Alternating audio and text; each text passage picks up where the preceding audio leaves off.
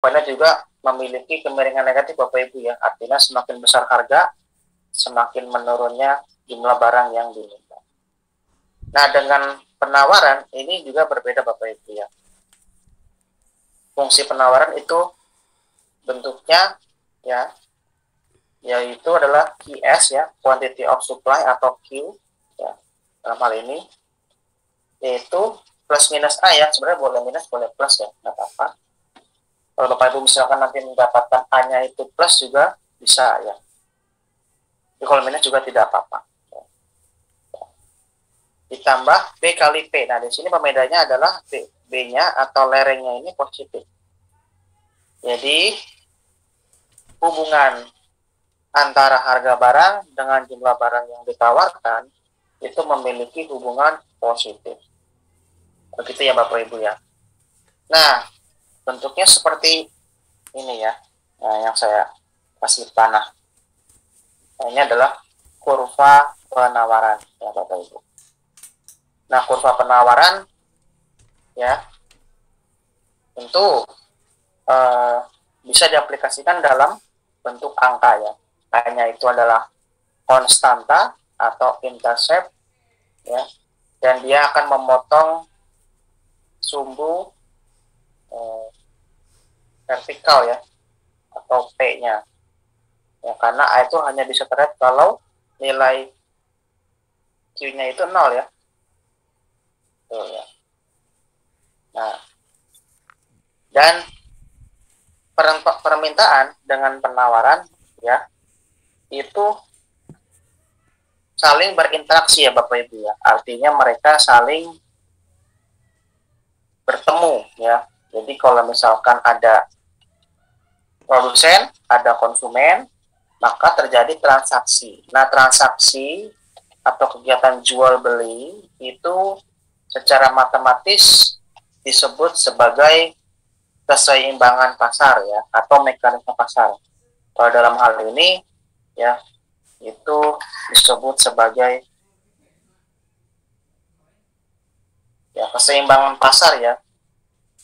Keseimbangan pasar atau market equilibrium. Jadi bagaimana produsen dan konsumen itu saling memenuhi kebutuhan satu sama lain gitu ya. Atau memiliki kesepakatan ya dalam menentukan berapa barang yang ditawarkan ya dan mampu untuk dibeli pada tingkat harga tertentu. Begitu. Nah, sebenarnya seperti itu Bapak Ibu ya definisinya. Nah, jadi keseimbangan pasar ya tadi sudah saya bilang ya atau market equilibrium ya. Jadi dalam keseimbangan pasar ini itu terjadi perpotongan ya antara kurva permintaan dan kurva penawaran. Nah, kalau kita lihat Bapak Ibu ya, perpotongan ini hanya bisa terjadi apabila slope atau kemiringan dari dua fungsi itu berbeda ya. Tidak sejajar ya Bapak Ibu ya.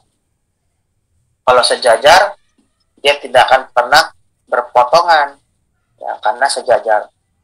Ya, karena hubungan antara permintaan dan penawaran ya, barang ditawarkan dengan barang diminta itu slope-nya memiliki arah yang berbeda ya atau tanda yang berbeda, maka akan menciptakan perbedaan pula dari segi ilustrasi kurva. Maka dari itu akan terjadi perpotongan ya Bapak Ibu. Perpotongan ini artinya di titik tertentu ya, kalau itu kita sebutkan sebagai titik E, yaitu menandakan equilibrium atau keseimbangan ya, dan di titik E ini itu dimaknai sebagai artinya kesepakatan ya barang yang akan ditransaksikan baik oleh penjual dan oleh pembeli, gitu ya Bapak Ibu. Dan di harga berapa? Nah itu ya, jadi harganya juga disepakati ya. Jadi harga dan kuantitas yang disepakati itu disebut sebagai harga dan kuantitas keseimbangan ya. Jadi bukan lagi ada QSID ya atau PSPD, namun juga ada PE dan QE ya. E di sini ya adalah equilibrium.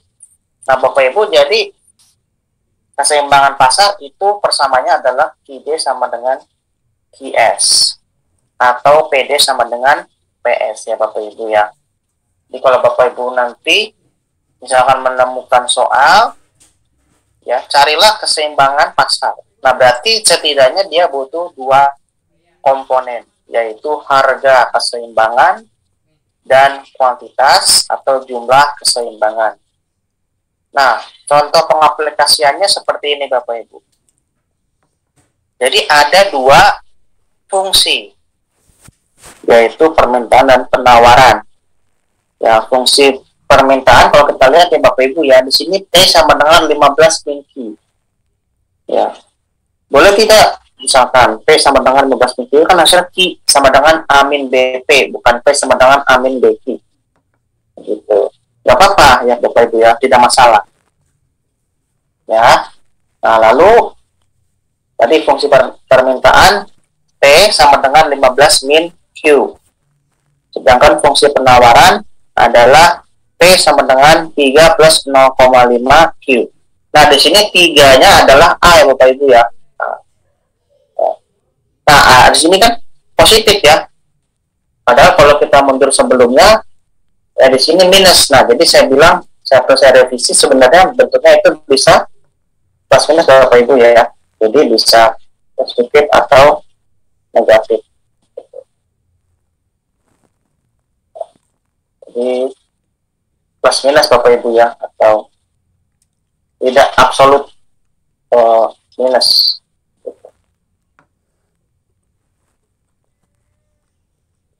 Nah, fungsi penawaran ya 3 plus 0,5 Q.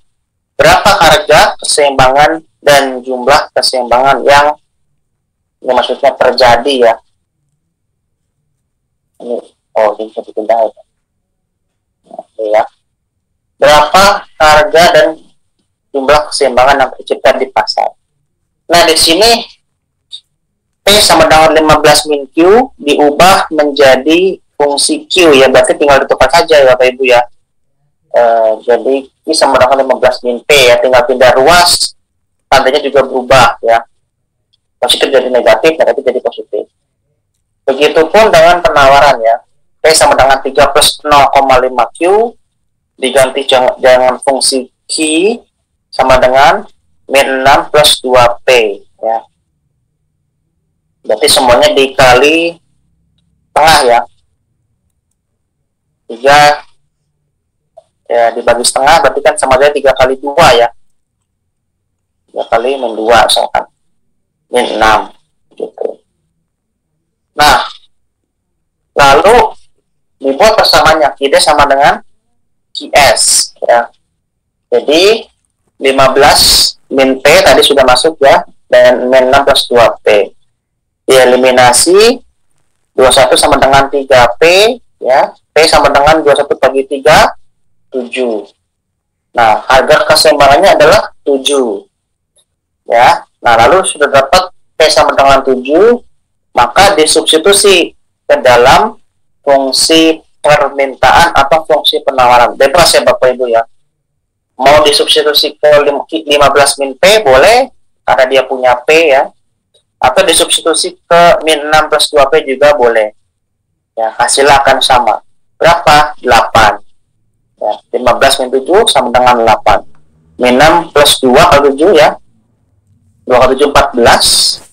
Ya, 14 min 6 8 juga. Gak masalah Bapak Ibu ya.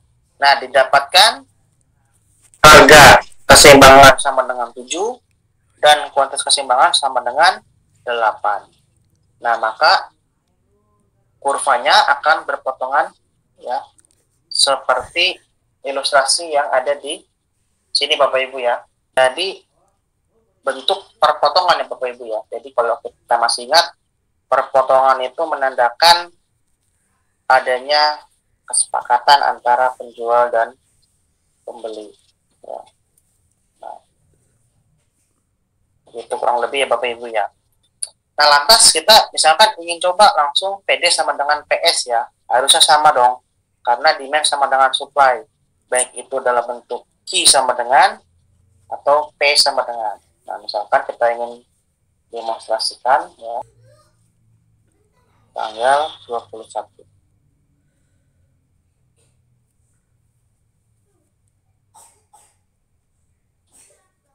Oke, Bapak Ibu ya. Jadi ya tentang keseimbangan pasar ya. Tentang keseimbangan pasar pada matematika bisnis ya. Jadi ya keseimbangan pasar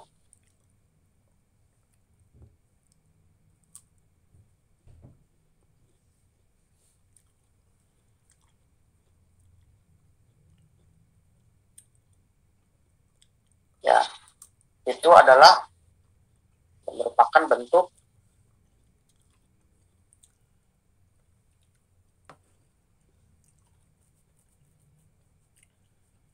interaksi ya Bapak Ibu ya. Interaksi antara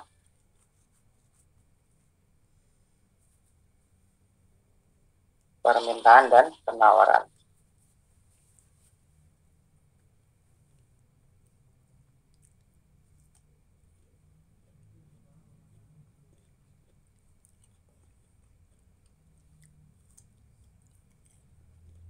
Nah, tadi kita sudah lihat ya, misalkan contoh soalnya, ya, contoh soal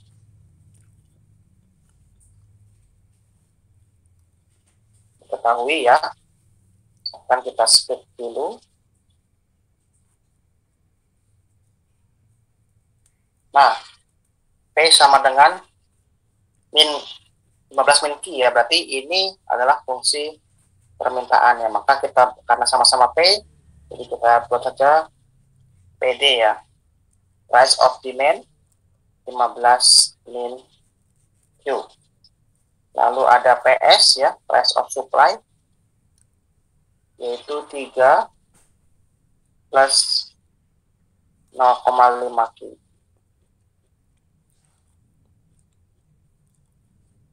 Oke, nah, jadi karena ini mungkin saya akan kebawakan dulu ya Bapak. Saya mau ngasih persamaan dasar dulu. Ya.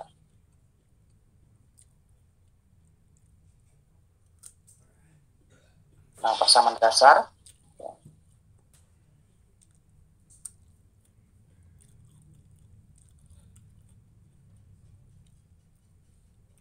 Yaitu adalah tadi ya Bapak Ibu ya. Yaitu ID sama dengan IS. Ya. Atau PD sama dengan PS.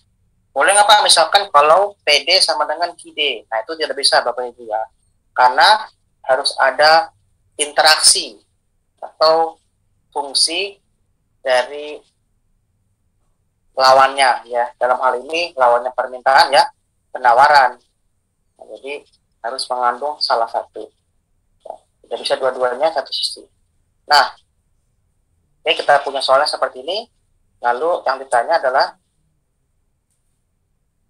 tadi Bapak Ibu ya,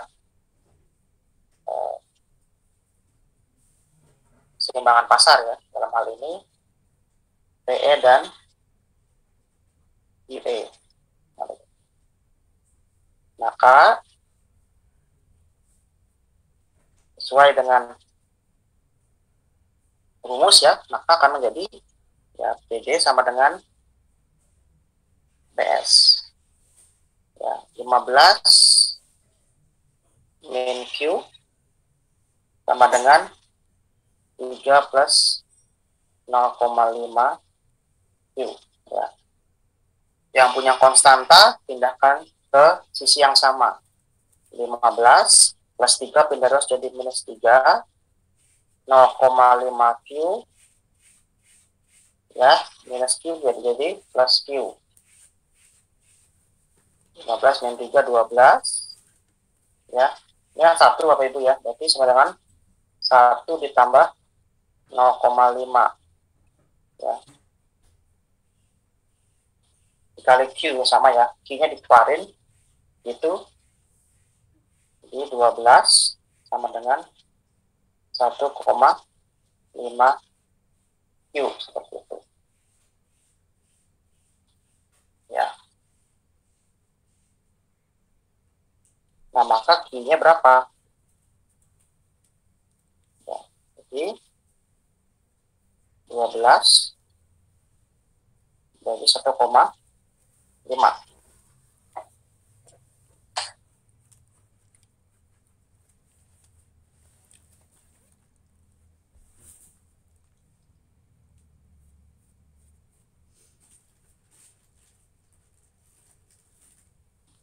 8 Bapak Ibu ya, hasilnya adalah 8 sama dengan Q. Nah, sama Bapak Ibu ya dengan yang tadi, cuma bedanya kalau menggunakan PD sama dengan PS, kita akan lebih dahulu menemukan kuantitas keseimbangan ya, kuantitas atau jumlah keseimbangan. Kalau menggunakan QDQS yang kita temukan adalah harga keseimbangan ya. Jadi sebenarnya kalau sudah begini ya sudah bisa ditebak Bapak Ibu ya, pasti P-nya adalah 7 ya. Tinggal kita substitusi. Ya. Langkah berikutnya ya,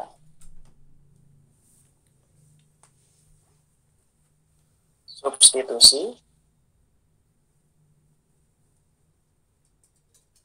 ya, Q PD atau PS. Oh ini sorry, saya mulai dari sini harus kasih nama QE ya, karena ini sudah keseimbangan ya, QE.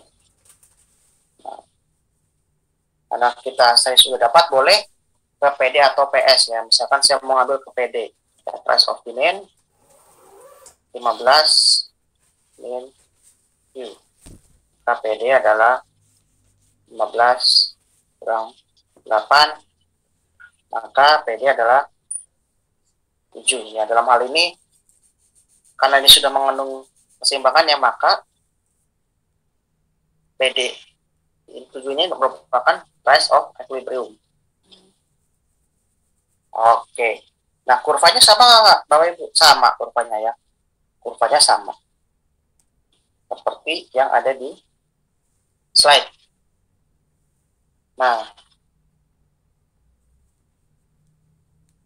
begitu Bapak Ibu ya. Ini tujuannya mengilustrasikan keseimbangannya ya. Kalau membuat fungsi linier permintaan dan penawaran, ya itu tinggal melakukan apa, permisalan Bapak Ibu ya, permisalan. Misalkan P sama dengan 15 min Q, maka P-nya sama dengan 15, jika Q-nya sama dengan 0, lalu Q-nya berapa, berarti 15 juga ya, 15 dan 15. Kalau yang IS-nya berarti P-nya sama dengan 3 ketika Q-nya 0, lalu I-nya akan minus ya Bapak Ibu ya, minus 6 di sini nih. Ini udah ketahuan nih minus 6. Jadi ini kalau kita terusin jadi minus 6 ya. Nah, sekarang saya coba buat lagi untuk kurvanya ya. Jadi kita misalkan sudah dapat seperti ini Bapak Ibu ya. Kita buat lagi kurvanya, misalkan ingin lebih terstruktur.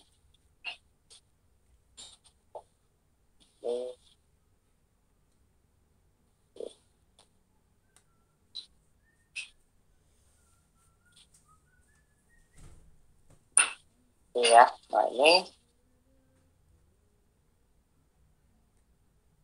adalah P ya, harga, ini adalah Q ya, kuantitas ya. Nah, ini bisa diterjemahkan sebagai yang ditawarkan atau yang diminta. Cuma saya anggap sebagai yang ditransaksikan saja. Oke, nah tadi price of demand-nya itu begini Bapak Ibu ya, 15 dan 15. Ini 15. Ini juga 15. Sedangkan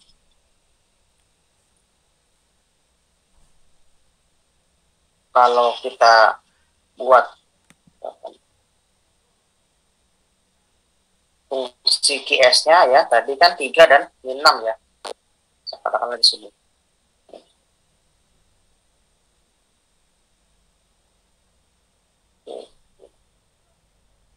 Ininya 3, ininya min 6.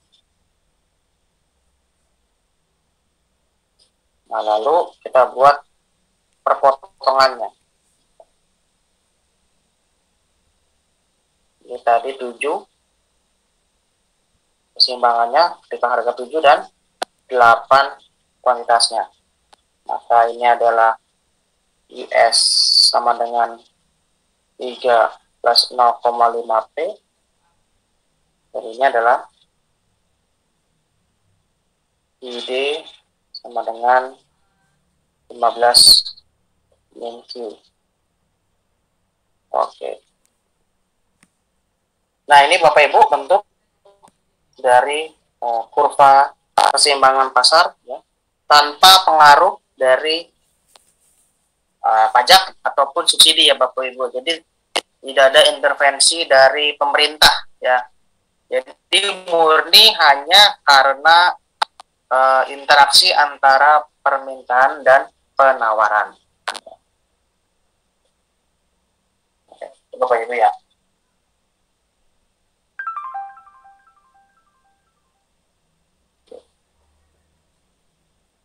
Nah, ya seperti itu untuk keseimbangan pasar yang tanpa intervensi pemerintah. Nah, lalu berikutnya ada beberapa hal yang juga turut dipertimbangkan ya dalam mekanisme pasar Bapak Ibu ya, karena dalam praktiknya itu kadang-kadang pasar atau kegiatan ekonomi ya, mungkin kita lebih sebutnya secara makro, seringkali tidak efisien ya, dalam arti ada dampak-dampak yang ditimbulkan dari adanya praktik pasar ya, atau kegiatan ekonomi. Nah, misalkan apa? Nah, seringkali kalau kegiatan ekonomi itu diserahkan sepenuhnya dalam mekanisme pasar atau interaksi antara permintaan dan penawaran, itu yang terjadi adalah hukum rimba Bapak Ibu ya. Jadi siapa yang memiliki akses, siapa yang memiliki modal ya atau kapital ya, dia yang akan menguasai sumber daya. Dalam hal ini sumber dayanya sumber daya ekonomi Bapak Ibu ya. Makanya ada istilah kapitalisme. Nah, kapitalisme itu suatu sistem ekonomi yang mengacu atau berpedoman kepada mekanisme pasar secara bebas. Jadi tidak ada intervensi dari pemerintah ya dalam hal ini. Nah, apa yang bisa terjadi? Nah, banyak Bapak Ibu ya yang terjadi. Ya, misalkan apa? Inflasi. Nah, inflasi itu juga akibat dari kegagalan pasar ya. Mungkin pasar juga secara konsep disebut memiliki kegagalan ya. Jadi kegagalannya itu ya, satu, ya tidak bisa mengakomodasi kepentingan kedua belah pihak secara adil gitu ya. Karena misalkan pembelinya banyak, penjualnya satu ya, berarti penjualnya cenderung untuk memonopoli. Nah, itu sudah merupakan indikator ya pasar itu tidak efisien ya. Lalu juga kadang-kadang informasi ini tidak sama Bapak Ibu ya, antara penjual dan pembeli ya, atau permintaan dan penawaran. Nah, ini kedua belah pihak ini kan bertransaksi pasti atas dasar informasi ya. Bisa informasi tentang jumlah barang ya, atau kualitas barang ya, atau lain-lainnya ya. Itu juga mempengaruhi keseimbangan pasar. Nah, jadi kalau dilepas atau diberikan sepenuhnya ke dalam mekanisme pasar, yang terjadi adalah nah sebagai berikut ya Bapak Ibu ya. Coba saya ilustrasikan. Dari dampak daripada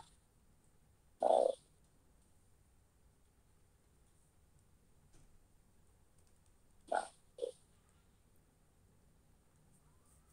ya, ada dampak mekanisme pasar.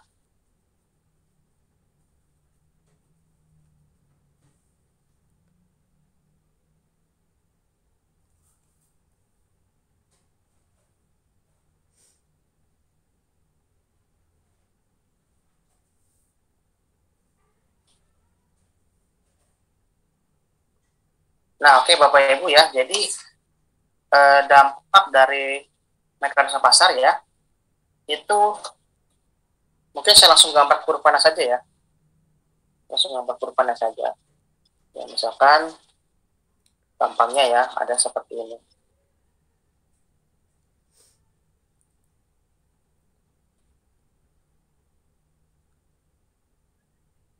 Nah, gitu ya.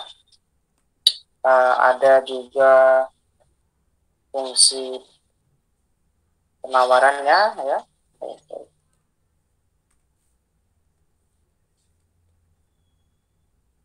Lalu ada fungsi permintaannya.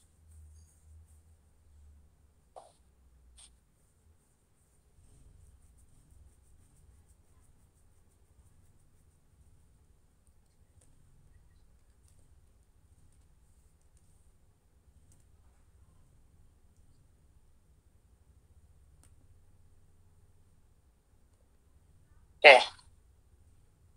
Nah, itu ya Bapak Ibu ya. Jadi kurvanya ya untuk mekanisme pasar. Ya. Nah, sekarang dari adanya keseimbangan ini ya, itu bisa menyebabkan ya setidaknya dua hal Bapak Ibu ya. Setidaknya ada dua hal. Sorry, coba saya.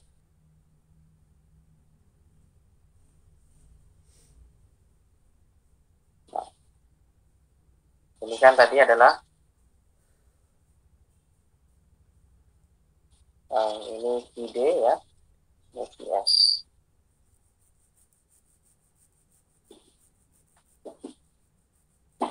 Nah, kalau kita melihat Bapak Ibu ya, mungkin agak delay ya, coba saya share. Share ulang.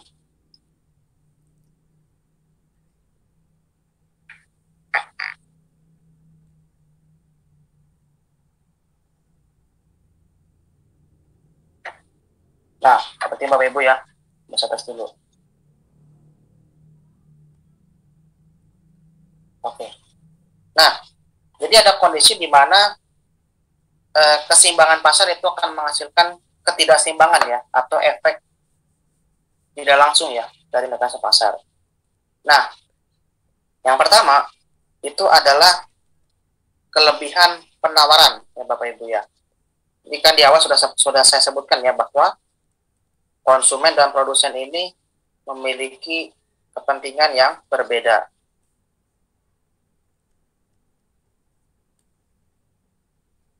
Produsen ingin barangnya itu laku dengan harga setinggi-tingginya, konsumen ingin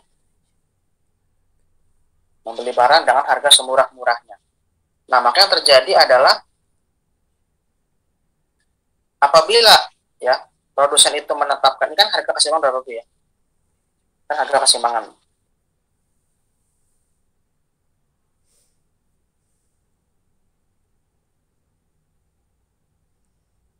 Namanya equilibrium. Nah, apabila produsen menetapkan harga di atas keseimbangan, misalkan katakanlah di sini PE aksen. Nah, yang terjadi adalah kelebihan penawaran Bapak Ibu ya, atau yang menawarkan banyak namun yang meminta sedikit ya. Nah, ini yang saya arsir ini ya. Nah, ini adalah daerah kelebihan penawaran.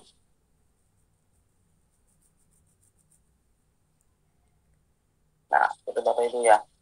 Jadi, kelebihan penawaran ya adalah kondisi itu ketika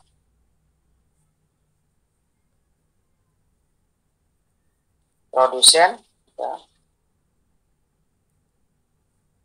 menetapkan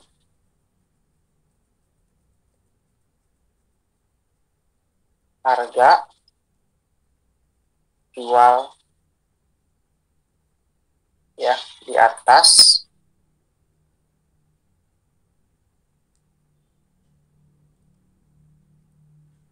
harga keseimbangan.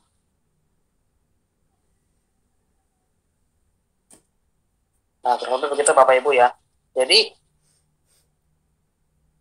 terlalu banyak barang yang ditawarkan, misalkan begitu. Ya.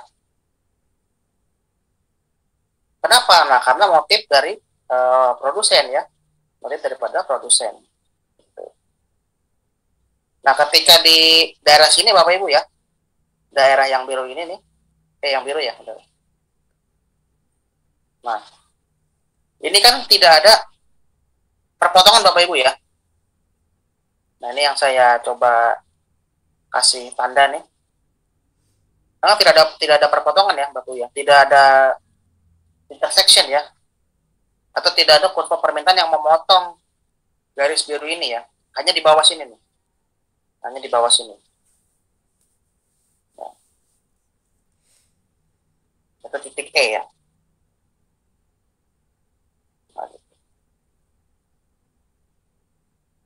Nah, kalau saya hapus lagi. Ya, jadi ini adalah tadi ya kelebihan penawaran. Nah, lalu berikutnya adalah kelebihan permintaan. Nah, jadi kelebihan permintaan itu juga merupakan hal yang bisa terjadi Bapak Ibu ya. Nah, bagaimana caranya? Nah, caranya adalah ketika ada konsumen ya yang menginginkan barang gitu ya. Misalkan di sini di bawah keseimbangan gitu. Misalkan PE double aksen gitu ya. PE double aksen. Ya. Atau di sini deh.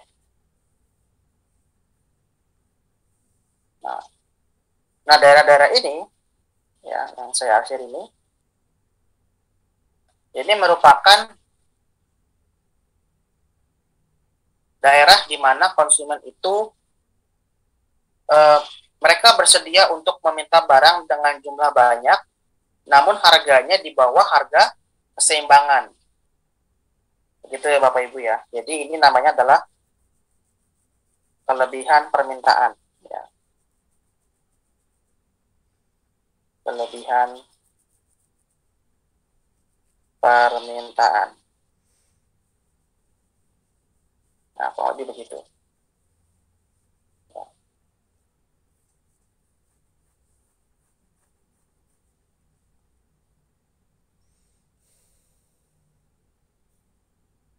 Nah, lalu bagaimana cara mengartikannya? Nah, tadi sama, ya, yaitu adalah kondisi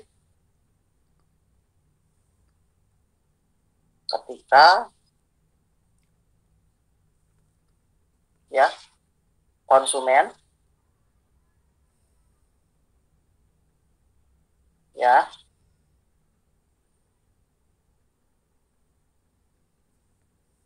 atau konsumen ya bersedia untuk membeli ya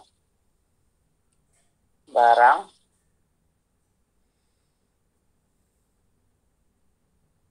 di harga jual ya yang lebih rendah ya dari harga keseimbangan.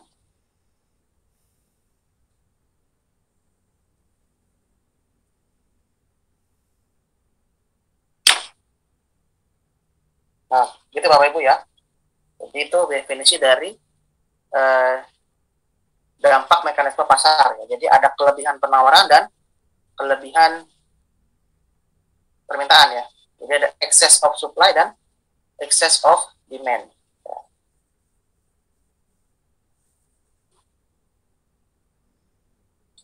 Nah, itu adalah dampak mekanisme pasar ya. Nah, nanti lagi sebenarnya ada banyak Bapak Ibu ya, ada tentang eksternalitas, ada moral hazard ya. Tapi itu mungkin lebih kepada teori ekonomi ya. Mungkin nanti Bapak Ibu yang mengontrak mata kuliah pengantar ilmu ekonomi mungkin nanti konsepnya akan lebih dalam kepada hal-hal tersebut ya. Kalau matematika sih saya kira yang implikasinya cukup relevan ya sampai sini saja ya, mekanisme pasar. Nah, seperti itu. Nah, kalau kita kembali lagi ke slide. Nah, jadi ada pajak Bapak Ibu ya, pajak. Nah, pajak ini itu digunakan sebagai fungsi dari redistribusi ya. Jadi kalau pajak ini kan sebenarnya untuk mengembalikan hak seseorang begitu ya, akibat hak tersebut hilang dari adanya mekanisme pasar begitu ya. Dan juga agar pendapatan itu tidak terlalu timpang Bapak Ibu ya. Tidak terlalu besar gap atau celahnya. Nah, biasanya pajak juga digunakan sebagai kebijakan fiskal ya untuk mempengaruhi permintaan dan penawaran secara agregat. Nah, pajak di sini dia akan mempengaruhi sisi penawaran ya Bapak Ibu ya. Jadi pajak ini akan berdampak kepada pihak yang melakukan penawaran, dalam hal ini produsen. Pajak secara mudah ya atau secara simpel ya akan menyebabkan harga barang menjadi lebih mahal ya atau lebih mengalami kenaikan ya Bapak Ibu ya. Kenaikan. Sebab setelah dikenakan pajak, produsen ya itu akan berusaha mengalihkan beban pajak tersebut kepada konsumen. Yaitu dengan jalan menawarkan harga yang lebih tinggi. Nah, jadi kalau misalkan pajak ini diberlakukan Bapak Ibu ya, artinya harga barang menjadi mahal. Dan sesuai hukum permintaan, kalau harga barang naik, maka permintaan akan turun. Nah, sebenarnya itu idenya. Ya. Jadi pajak ini itu diberlakukan untuk mengurangi permintaan barang. Ya, kenapa? Nah, bisa jadi untuk mengatasi inflasi yang pertama. Yang kedua, sebagai tadi ya alat redistribusi. Ya. Dan nanti kan pajak ini juga akan menjadi pengeluaran negara berupa subsidi ya untuk sektor-sektor lain yang lebih dibutuhkan oleh masyarakat dari golongan pendapatan yang menengah ke bawah. Ya, jadi ujung-ujungnya apa Bapak Ibu? Harga keseimbangan akan naik dibandingkan sebelum pajak ya. Dan yang ditransaksikan atau jumlah atau kuantitas keseimbangan akan menjadi lebih sedikit. Nah, dalam hal ini ada namanya pajak spesifik Bapak Ibu ya. Pajak spesifik ini artinya dia ya nominalnya itu konstan ya, makanya disebut dengan P ya, hanya P saja, tax. Tiap unit ya menyebabkan kurva penawaran bergeser ke atas. Nah, dalam hal ini ke atas itu artinya menjadi lebih berkurang ya. Nanti kita lihat sama-sama. Nah, jadi dari yang awalnya itu P sama dengan A plus BQ menjadi P sama dengan A plus BQ plus T. Nah, A plus BQ plus T ini diperoleh dari A plus T plus BQ, sama saja ya. Kaidah komutatif. Ya. Dengan kurva penawaran lebih tinggi, ceteris paribus, strategi keseimbangan pun bergeser lebih tinggi. Nah, lalu pajak juga itu sebenarnya tadi ada mekanisme mekanisme si subjeknya ya, atau yang membayarnya. Nah, ini ada pajak yang ditanggung oleh konsumen atau TK ya, tax consumer.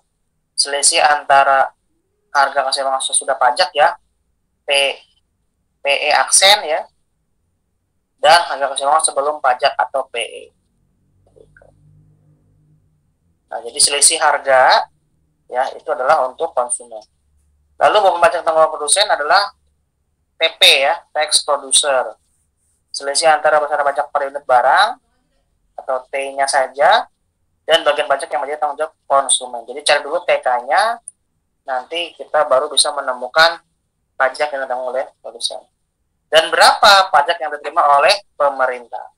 Nah, berarti jumlah keseimbangan atau kuantitas ekuilibrium ya setelah pajak dikali pajak per unit barang atau P. Nah, lalu persamaan pada sudah pajak sama ya tadi Bapak Ibu ya, A plus BQ plus T. Ya, kenapa plus T? Nah, karena T-nya ini kan akan menambah harga barang ya, jadi pasti positif. Ya, begitu. Kalau subsidi itu baru minus ya atau negatif. Nah, begitu Bapak Ibu ya. Q sama dengan fungsi P ya, dalam hal ini tadi ada plus T ya, atau pajak. Nah, contoh di sini ada ya. Nah, sama soalnya kayak tadi ya, ada PD dan PS. Ya, tadi sudah tahu ya, Q-nya itu 8 ya. Keseimbangannya 8 dan harganya 7.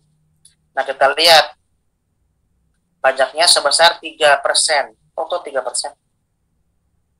Mungkin 3 rupiah ini ya, kalau persen bukan spesifik dong. Nah, pertanyaannya berapa harga dan jumlah sebelum dan sesudah pajak? Tadi sudah ya, sebelum pajak sudah dicari, dan sesudah pajak. Gambar grafik dan lain-lain. Oke, coba kita lihat. Nah, sesudah pajak ya, ini akan menjadi P sama dengan 3 plus 0,5 Q plus 3, atau P sama dengan 6 plus 0,5 Q. Nah, maka dalam bentuk Q sama dengan min 12 plus 2P. Ya. Nah, maka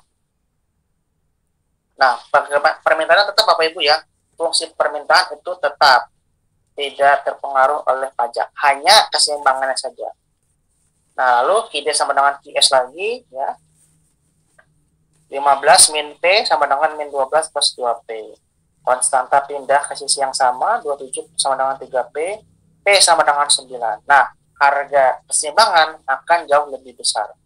Dalam hal ini 9. Ya, 9 lebih besar daripada 7. Maka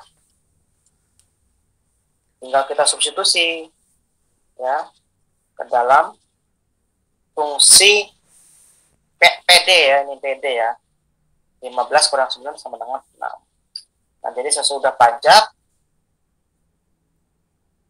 akan lebih besar harga barangnya ya, karena tadi ada pajak ya, dan yang diminta akan lebih sedikit. Berarti sesuai dengan teori dari hukum permintaan. Nah, bagaimana kurvanya? Nah, berarti sebenarnya sama kayak tadi Bapak Ibu ya. Hanya saja kita di sini bisa membuat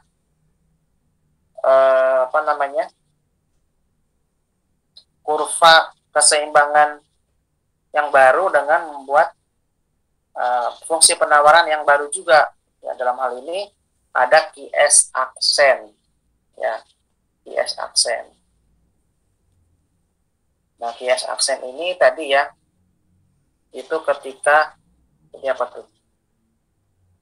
QS aksen min 12 plus 2P atau 6 plus 0,5 Q ya. Berarti ininya 6 dong. Ya, ininya 6, ininya 3 ya. Kalau nah ini kan ininya 6 tadi sudah dapat ya. Dari sini 3 plus 3. Ininya 3 itu dari sebelum pajak ya. Tadi 3 plus 0,5 Q.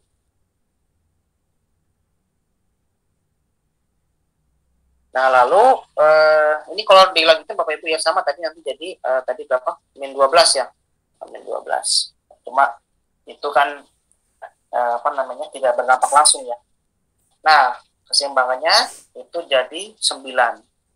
Harganya yang diminta menurun ya dari 8 jadi 6. Berarti menurun sebanyak 2 unit ya.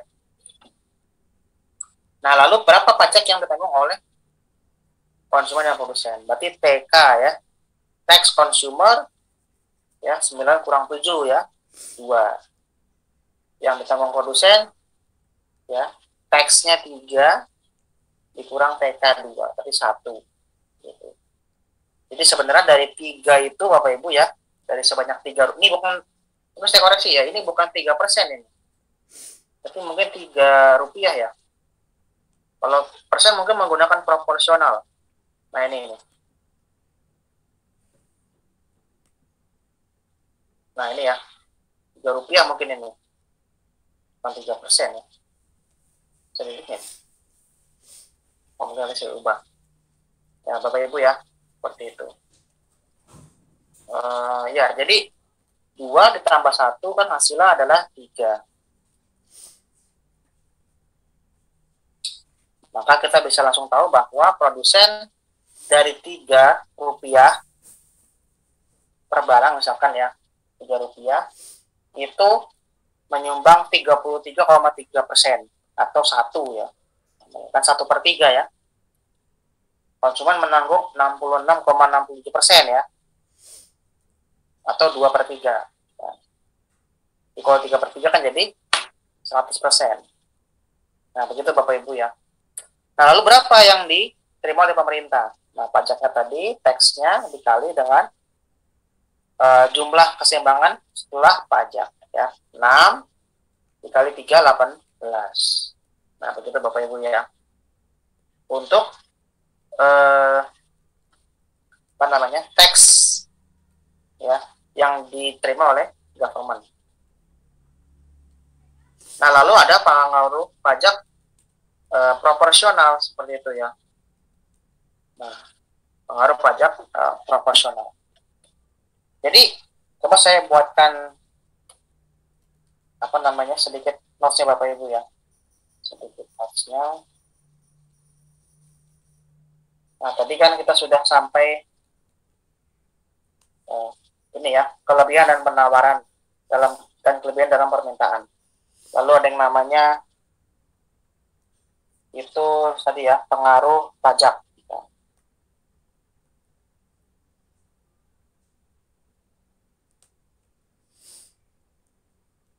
Pengaruh pajak.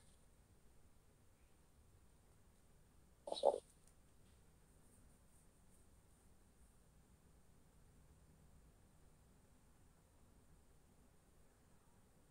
Pengaruh pajak terhadap kesenangan pasar.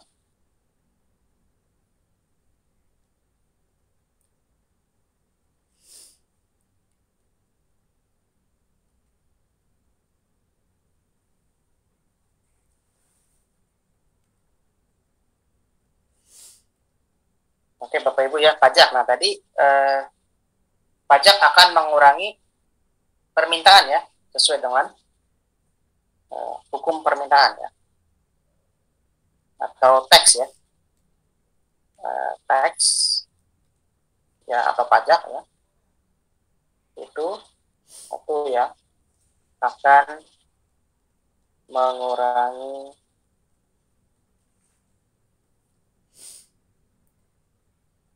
apa namanya tadi, QE ya, Q of equilibrium itu. Ini karena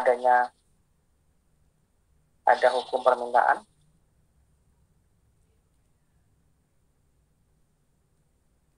Ya, satu.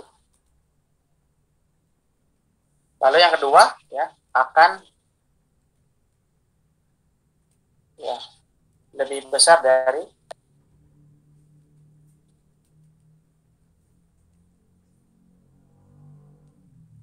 keseimbangan harga ya, harga keseimbangan sebelum pajak atau PE ya. Jadi PE aksen ya lebih besar daripada PE. Banyak kan aksennya, dua, satu aja.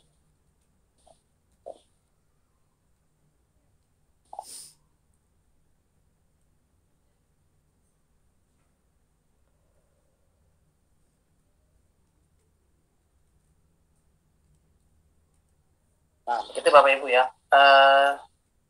Lalu juga tadi ya, apa namanya, kurva penawaran akan bergeser ke atas ya, dalam hal ini sebenarnya ke kiri ya. Kalau kita lihat kan sebenarnya ke kiri ya, kiri atas lah mungkin. Fungsi ya, kurva ya, kurva penawaran ya akan bergeser ke kiri atas.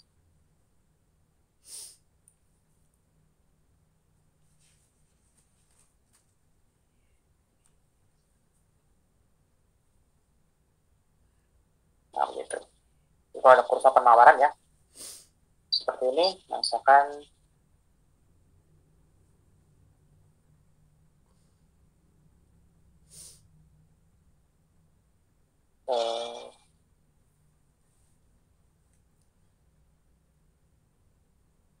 IS, misalkan ya. Lalu ada pajak ya, berarti pasti akan bergeser ke kiri atas ya. Jadi namanya IS aksen.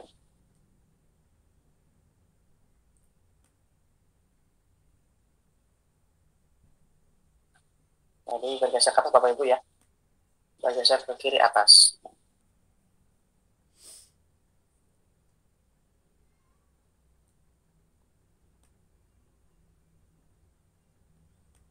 Nah, itu dampak pajak ya, baik itu pajak proporsional ya dan spesifik ya. Nah, tadi baru pajak yang spesifik. Dan kalau secara kurva tadi sudah ya, ada ilustrasinya ya, seperti ini.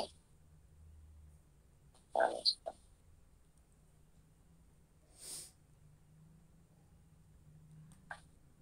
dia akan bergeser ke kiri atas ya. Dan titik equilibriumnya juga bergeser Bapak Ibu ya, bergeser.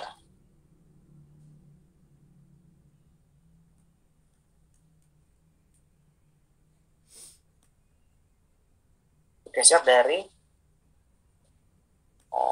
kanan bawah ke kiri atas ya, mengikuti dengan pergerakan kurva penawaran yang baru. Nah, tadi sempat saya singgung di awal ya. Jadi pajak itu hanya mempengaruhi fungsi penawaran ya. Makanya hanya fungsi penawaran yang bertambah ya, atau ada dua ya, lebih dari satu. Ada dua Bapak Ibu ya. Nah, oke, lanjut kita ke pengaruh pajak proporsional. Nah, pajak proporsional itu adalah pajak yang besarnya berupa persentase dari harga jual. Nah, kalau tadi ini kan spesifik ya, artinya harganya 1 juta, misalkan pajaknya N misalkan ya. Atau pajaknya apa, barangnya itu mahal atau murah ya segitu saja pajaknya karena spesifik. Nah, kalau yang proporsional ini berupa persentase Bapak Ibu ya, atau rasio sebenarnya ya, rasio. Nah, pajak spesifik menyebabkan kurva penawaran bergeser ke atas sejajar dengan sebelum pajak. Dengan kata lain, lereng kurvanya tetap. Nah, jadi kemiringannya tetap Bapak Ibu ya. Artinya B-nya tidak berubah. Ya, B-nya tidak berubah. Nah, kalau kita lihat Bapak Ibu ya, tadi P sebelum pajak 3 plus 0,5 Q. 0,5 ini kan kemiringannya. Dan sudah pajak, ya, B-nya atau kemiringannya ini juga sama 0,5. Yang berbeda apa? A-nya. A-nya bertambah. Ya. Karena kemiringannya sama atau lerengnya sama, berarti kita tahu bahwa kurva tersebut itu bergerak sejajar. Itu Bapak Ibu ya. Jadi kalau kemiringannya sama, kurvanya akan bergerak sejajar. Namun pajak proporsional itu menyebabkan kurva penawaran memiliki lereng yang lebih besar. Nah, jadi tetap ada pergeseran kurva, namun tidak sejajar ya, karena lerengnya berbeda atau nilai koefisien atau B itu berbeda. Nah, ini penawaran pada mula-mula. P sama dengan A plus BQ.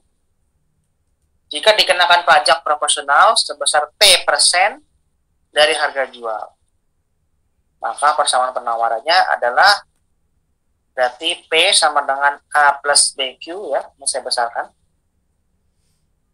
plus T kali P. Nah, P-nya tadi rasio ya, jadi besar harga dari harga ya, pajak proporsional. Nah, maka P dan TP ya, TP-nya pindah ke kiri jadi minus TP. Ya. Sama dengan A plus BQ. Nah, P-nya dikeluarin ya. P dikali dalam kurung 1 min P. Sama dengan A plus BQ. Nah, ini adalah persamaan untuk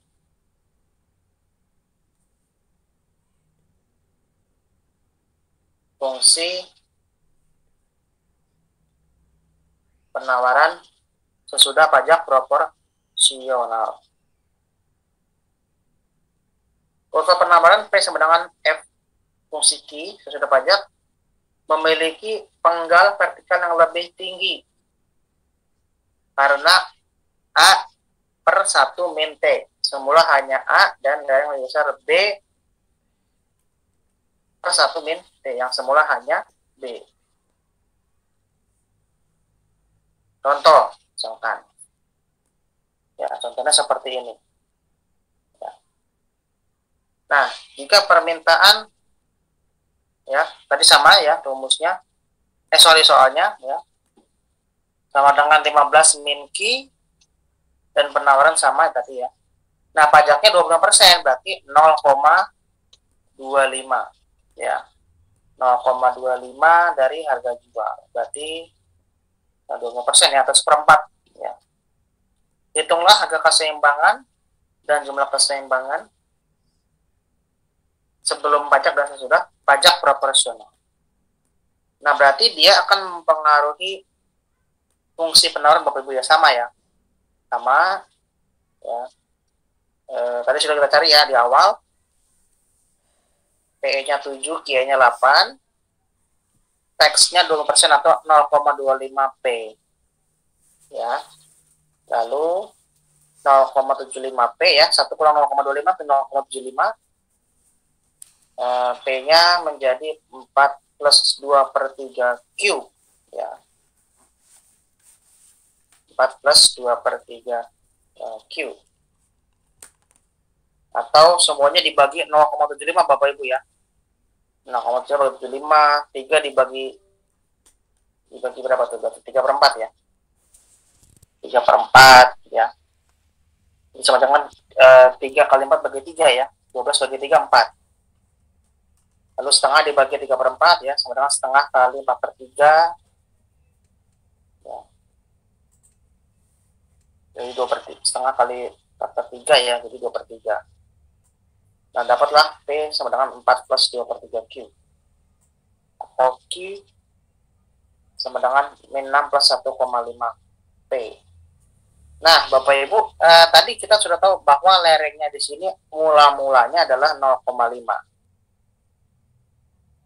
Ini B-nya ya. Nah, tanpa kita menghitung berapa harga keseimbangan setelah pajak, karena ini menggunakan pajak proporsional dan tidak sejajar ya pasti karena lereng yang berbeda ya. Yang satu 0,5, yang sesudah pajak itu 2/3 ya, atau 0,67 gitu ya. Nah, ini kan pasti lebih besar ya. Kata dia tadi di sini bilangnya. Nah, penggal vertikal lebih tinggi. Nah, semua sekarang A/1 min P. Ya. Semula hanya A. Nah, apakah A-nya lebih besar? Kita lihat. Di sini A-nya 3. Setelah pajak 4 ya. 4 lebih besar daripada 3. Gitu. Ya. Dan juga 0,67 ya, 2/3. 2/3 lebih besar daripada 1/2 atau setengah. Nah, berarti terbukti ya. Terbukti. Kalau misalkan mau dibagi A/1 min P, berarti 3 dibagi 0,75. Begitu. 3 dibagi 0,75.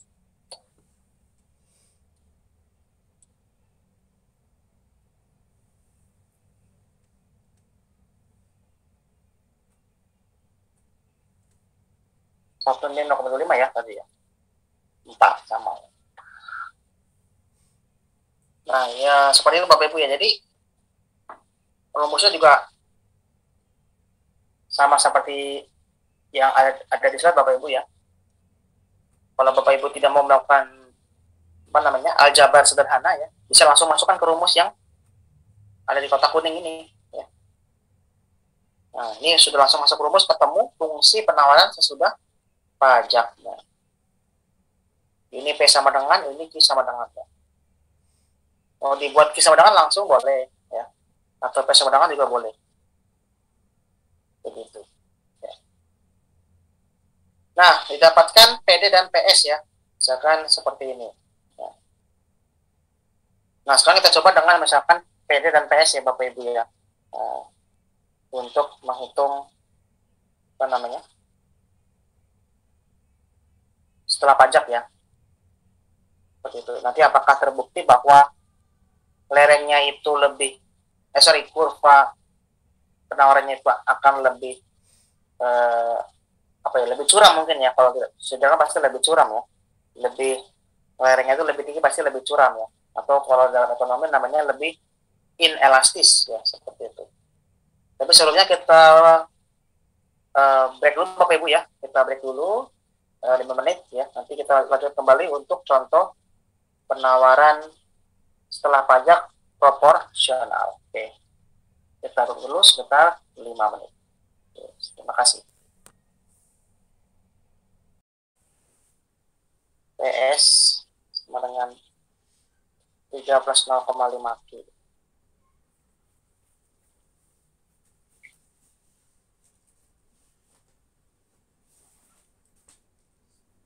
Pajaknya ya, tax 0,25 T ya, gitu. Atau 20% dari harga jual. Nah, lalu kita akan menentukan berapa keseimbangan sebelum pajak ya, setelah pajak ya. Di PS ini kan akan menjadi Saksen ya, itu 3 plus 0,5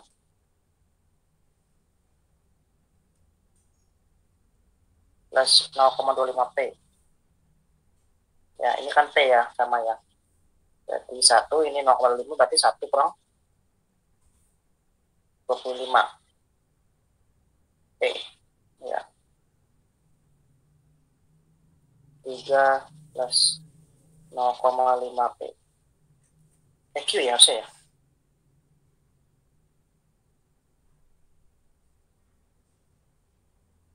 Jadi 0,75 P. Jadi 3 plus 0,5 Q. Agar menjadi P sama dengan, maka semuanya kita bagi dengan 0,75 agar hasilnya jadi P sama dengan P sama dengan ya. Kita bagi dengan 0,75. Ya. Jadi ini jadi P saja. Ya, lalu 3 dibagi 0,75 ya. Jadi 3 dibagi 3 per 4. Sama dengan 3 kali 4 per 3, 12 bagi 3 sama dengan 4. Ditambah setengah. Ya, setengah dikali 4 per 3. 4 per 6.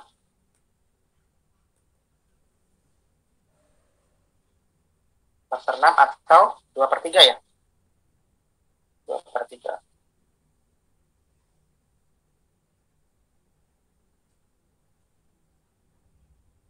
Nah, begitu ya Bapak Ibu ya.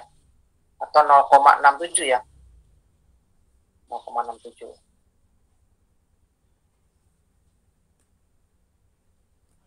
Jadi aja deh, 0,6 aja. 0,67. Nah, ini P setelah pajak. Nah, berarti ini yang akan disandingkan dengan PD ya. Maka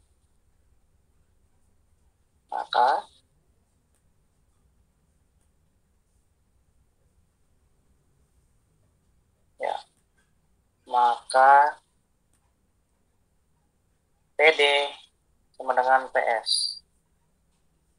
15 min Q sama dengan 4 plus 0,67 Q. Samakan yang memiliki konstanta ke sebelah kiri ya. 15 plus minus ya. Lalu 1 Q ya. Q atau Q saja. Tambah 0,67 Q. 9 sama dengan 1,67 Q. Q sama dengan ya 9 dibagi 1,67.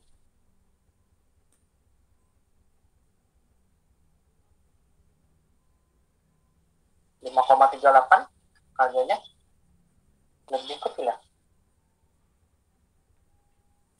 Harusnya lebih besar. Gitu ya. Kalau kita lihat sini harganya itu 8,4.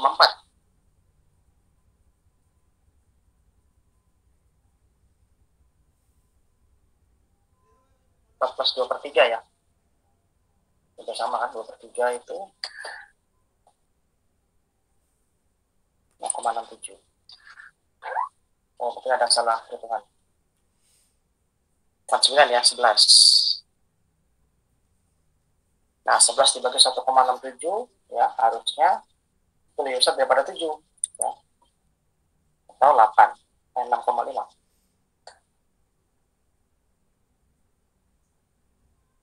11 dibagi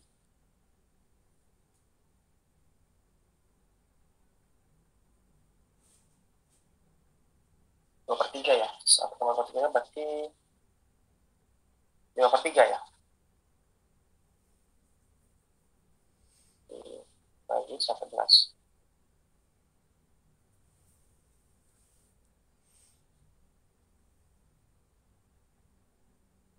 0,58. Yang diminta lebih kecil ya. Yang tadi 8 ya. 6,58 dibutuhin jadi 6,6. Yang diminta lebih kecil 6,6. Nah, ini adalah keseimbangan sesudah pajak ya. Atau lebih tepatnya QE aksen ya. Nah, berarti QE aksen akan lebih kecil daripada QE ya, atau keseimbangan sebelum pajak. Nah, maka tinggal kita substitusi ya. Tinggal kita substitusi. Substitusi.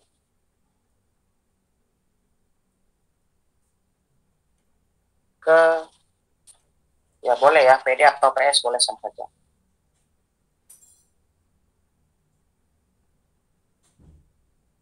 Misalkan PD ya. Jadi P ya. P sama dengan 15 min 6,6. P sama dengan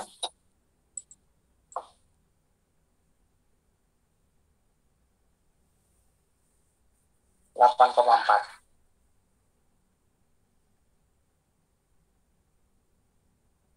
Nah, ini PE aksen ya.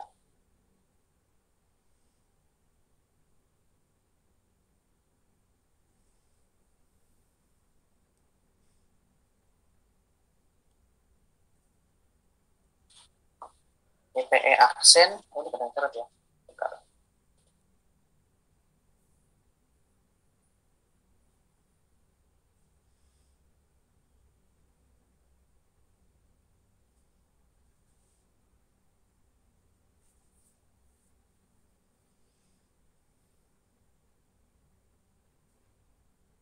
Nah, PE aksen tadi didapatkan adalah sekitar 8,4 ya. Maka hasilnya menjadi relevan jika kita bandingkan dengan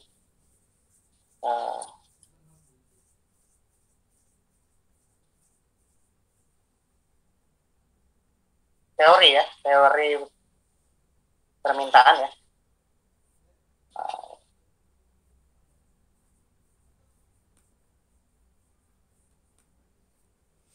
Menjadi relevan dengan adanya teori permintaan gitu.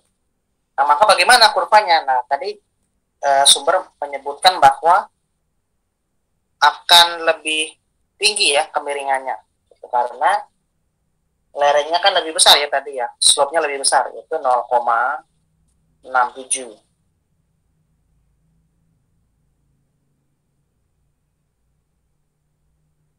Nah, coba kita buktikan. Ini sudah didapatkan ya, P sama dengan 0,67.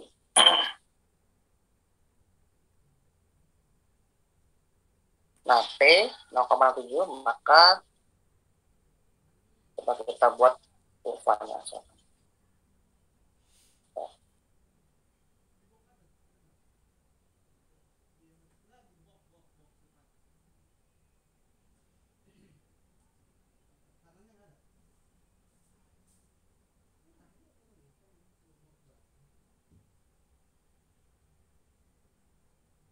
Nah, jadi kita ingin membuktikan apakah betul ya kemiringannya akan memiliki hal yang tidak sejajar ya, atau tidak apa ya namanya, tidak sama ya kemiringannya itu. Ini fungsi, sorry. Ini fungsi permintaannya ya. Ini 15, lalu ini 15. Nah, kalau fungsi penawarannya jadi sudah ya. Nah, kalau tadi nggak salah 12 dan 6 ya. 3 ya.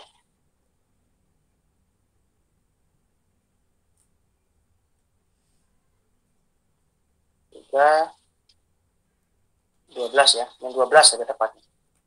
Yang 12. Ini adalah IS. Ini adalah QD. IS-nya sama dengan 15 ya.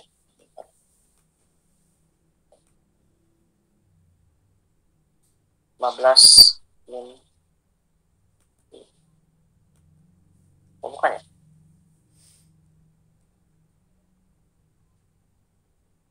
3 plus 0,5 Q ya. Ini P-nya. PS.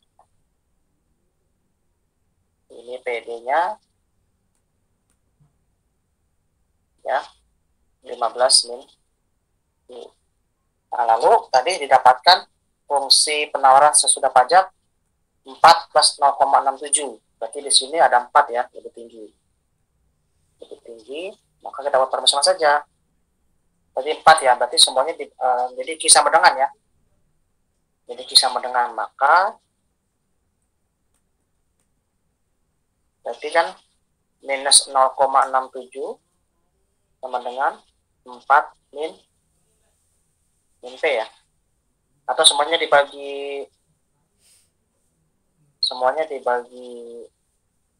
minus 0,67. Ini jadi habis ya. Ini jadi Q ya. Ini jadi Q. Nah, ini berarti habis ya. Jadi Q sama dengan ya, 4 dibagi minus 0,7 berarti minus ya. Ini akan minus. Berapa minusnya? Nah, itu dia. 4 dibagi 5,97 ya. Dalam hal ini 6 ya. Anggap saja 6 ya. 6. Ini min ketemu min positif. 1 dibagi 0,67. 1 dibagi 0,67. 3/2 ya. 1,5. Ya. 1,5 atau 3/2. Nah, maka di sini Q-nya sama dengan minus 6. Minus 6 dan P-nya adalah plus 4. Ya. Maka dia akan ada di sini ya. Garis jajar ini ya, 4 dan 6 ya.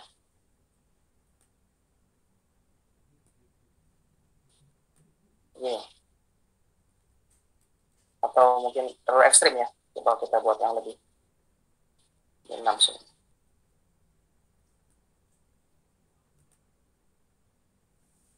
Ini 6 ya tadi ya. Ini 6, betul tidak? 6. Ini 6 ya.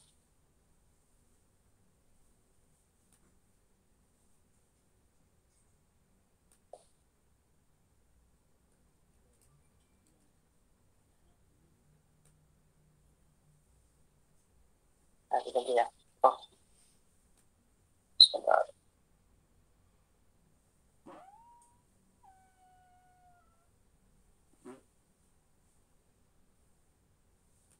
Oke, seperti ini mungkin ya namanya ya. Ini plus 4 ya. Ini PS aksen ya. 4 plus 0,67 Q. Sininya min 6. Nah, sudah deh. Seperti ini ya.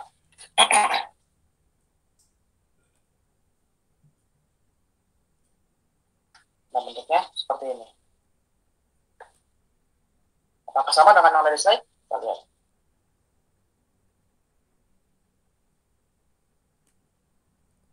Nah, di sini diasumsikan sama ya, padahal berbeda ya. Berbeda. Ya, di sini kita lihat seolah-olah key-nya sama ya. Ini yang saya lingkarin nih. Ya, padahal berbeda. Gitu. Yang satu min 12, yang satu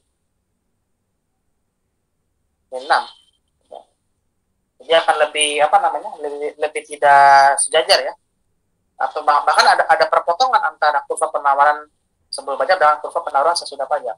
Ya. Tadi ternyata seperti ini ya. Ada perpotongan di sini nih.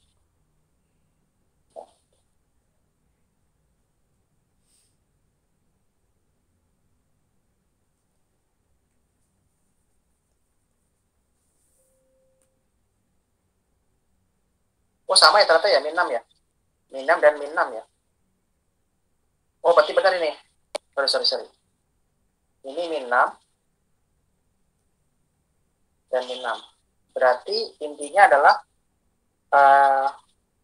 barang yang ditawarkan ketika harganya gratis ya, itu sama ya, min 6.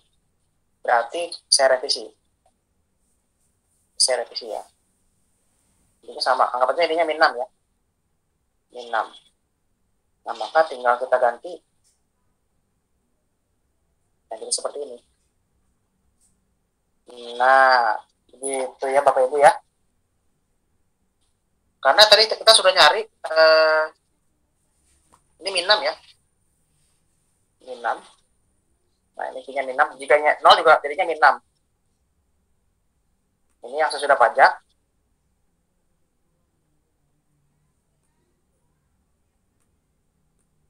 Lalu sebelum pajak juga hasilnya min 6 ya. Ini kalau kita ke atas, nah ini min 6 ya. Nah ini.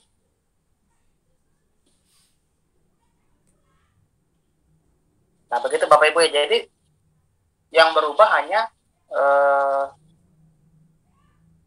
kemiringannya saja ya, kemiringan pada P-nya. Ya, sedangkan pada hasil Q ini sama. Ya. Jadi itu menjadi kontradiktif ya dengan adanya hal tersebut dengan teori yang tadi ya, sumbernya. Hanya lebih besar. Oh ini benar ya. Oke. Nah begitu Bapak Ibu ya, jadi pajak proporsional itu hanya mempengaruhi kemiringan dari kurva penawaran sesudah pajak ya.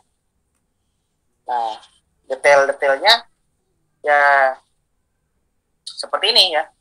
Hasilnya akan sama, sudah kita buktikan ya tadi min 5,97 ya, maksudnya min 6. Itu. Didapatkan hasil kurvanya seperti ini. Nah kalau kita lebih tambahkan detail lagi ya, ini keseimbangan awal ya, E, lalu ini keseimbangan baru ya, E aksen.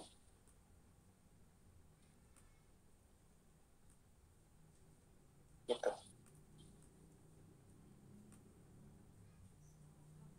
Nah begitu Bapak Ibu ya, jadi poin saya adalah pajak itu akan tadi ya sesuatu ya, mengurangi barang yang diminta ya, tadi dari 8 jadi 6,6. Harganya akan meningkat ya, dari 7 jadi 8,4 ya. Nah detailnya tadi kurvanya berbeda, kemiringannya berbeda, lalu tingkat harganya juga berbeda ya, namun ini sama ya. Bahkan berarti tidak ada perpotongan ya antara kutub penawaran. Oke. Nah itu adalah materi kita sore hari ini Bapak Ibu ya. Ini ada soal latihan lagi ya, cuma mungkin saya harusnya ini ke yang subsidi ya, karena di sini ada subsidi ya. Oh nggak ada ya, hanya pajak. Mungkin subsidi kita bahas minggu depan. Pak, sorry Pak, mau nanya Pak. Ya, silakan Bu. Yang tadi kan ada yang Q ditambah 0,75 Q ya? Ya. Yang tadi itu anggapannya jadinya 1 ya Pak, nggak jadi 0,675 Q gitu ya? Iya, anggapannya jadinya 1,675 Q. Yang mana Bu? Yang sebentar, yang ini bukan? Yang tadi perhitungan yang terakhir tadi loh Pak. Oh, gini. Yang coret-coretan tadi. Oh, sebentar. Yang terakhir. Mana? Ini ya? Nah, itu dia. Yang 15 minus 4 sama dengan Q plus 0,75 Q. Dia itu jadinya sama dengan 1,67 Q ya? Betul. Sama aja kayak misalnya linear yang X gitu. X plus 2X gitu. Jatuhnya jadi 3X. Iya, betul. Atau gimana? Karena ini kan ada angka 1, Bu. Nah, di sini nih. Iya. Jadi kalau ada Q itu sama dengan 1 dikali Q, sama saja. Oh gitu. Iya. Kecuali Q dikali 0,675, jadinya 0,75 Q gitu. Betul. Oh. Kalau pertambahan berarti dia tambah 1 ya. Ya, betul Bu. Karena kan mengikuti koefisiennya ya. Kalau kadang-kadang kan kita nggak nulis satu ya, jadi nulisnya yang seperti ini saja. Ini juga benar, tapi kadang-kadang jarang ditulis. Ya, makanya kadang-kadang orang suka bingung begitu. Kalau misalkan nol dikali 0 dikali X misalkan atau dikali Q, jatuhnya berarti 0. Nol, betul. Semua yang dikali nol hasilnya nol. Oh, oke Pak. Oke Pak. Oke.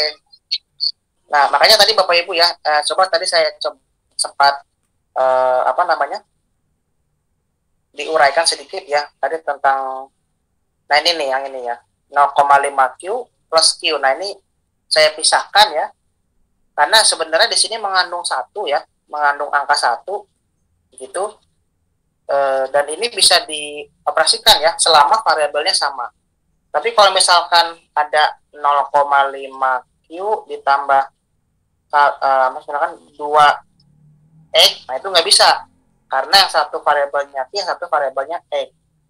Nah ini tidak bisa dioperasikan, hanya fungsi seperti ini saja ya penyelesaiannya atau solusinya. Tapi kalau variabel sama, misalkan ini Q, ya. Nah maka bisa dioperasikan. Jadi 2 ditambah 0,5 karena Q-nya sama dikeluarin seperti ini. Jadi kalau begini kan kita seperti menjumlahkan bilangan bulat ya, 2 ditambah setengah, 2 setengah. Q.